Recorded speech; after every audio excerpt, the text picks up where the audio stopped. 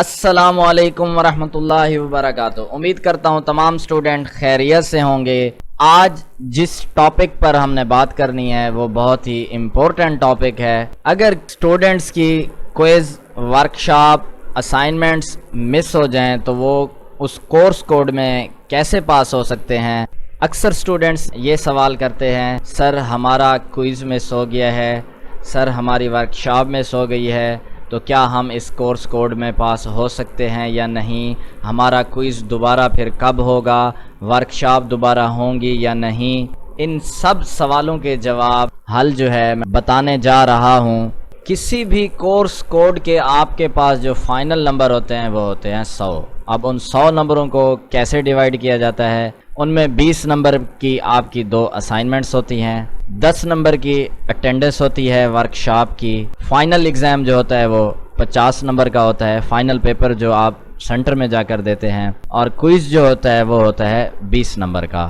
اس ہر step کی اپنی اہمیت ہے، اسائنمنٹس کی اپنی اہمیت ہے، ورکشاپ کی اپنی اہمیت ہے، پیپرز کی اپنی اہمیت ہے، اور کوئز کی بھی اپنی اہمیت ہے۔ ان تمام چیزوں کی اپنی اپنی اہمیت ہے، کیونکہ اکثر سٹوڈنٹس کوئز کو، ورکشاپ کو سیریس نہیں لیتے، یا کسی اور وجہ سے ان کا کوئز یا ورکشاپ یا اسائنمنٹس مس ہو جاتی ہے۔ اگر ہم فائنل ایگزام پیپر جو آپ سینٹر میں دیتے ہیں اس کو علیحدہ کر لیں تو اس کے 50 نمبر بنتے ہیں، اسائنمنٹس کے 20 نمبر بنتے ہیں، ورکشاپ کی اٹینڈنس کے 10 نمبر بنتے ہیں، اور کوئز کے 20 نمبر بنتے ہیں۔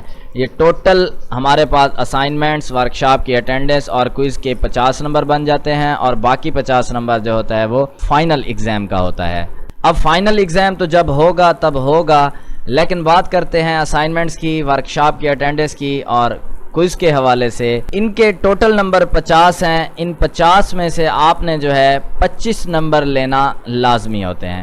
اب آپ ان 50 نمبر میں سے 25 نمبر کیسے لے سکتے ہیں؟ فرض کریں ایک سٹوڈنٹ نے اسائنمنٹس اچھے طریقے سے بنائی اور اس کی اسائنمنٹس میں 20 میں سے اس نے 15 نمبر حاصل کر لیے۔ اس کے بعد باقی بچتی ہے ہمارے پاس ورکشاپ اور کوئز، نمبر لینے ہیں 10۔ ورکشاپ اور کوئز میں سے کورس کوڈ کی ورکشاپ کمپلیٹ لیتا ہے اور کسی بھی مجبوری کی وجہ سے اس کا کوئز مس ہو جاتا ہے تو 10 نمبر ورکشاپ کی اٹینڈنس کے اس کو کمپلیٹ ملیں گے، 15 نمبر وہ آلریڈی اسائنمنٹس میں سے لے چکا ہے تو یہ 25 نمبر بن جائیں گے۔ اس طرح وہ ان 3 چیزوں میں پاس ہے۔ کوئز اس کا مس ہو گیا، اس نے باقی 2 چیزوں میں اچھے نمبر لے لیے، اسائنمنٹس میں سے بھی اور ورکشاپ کی اٹینڈنس میں سے بھی، تو وہ ایزیلی اس سبجیکٹ میں پاس ہو سکتا ہے۔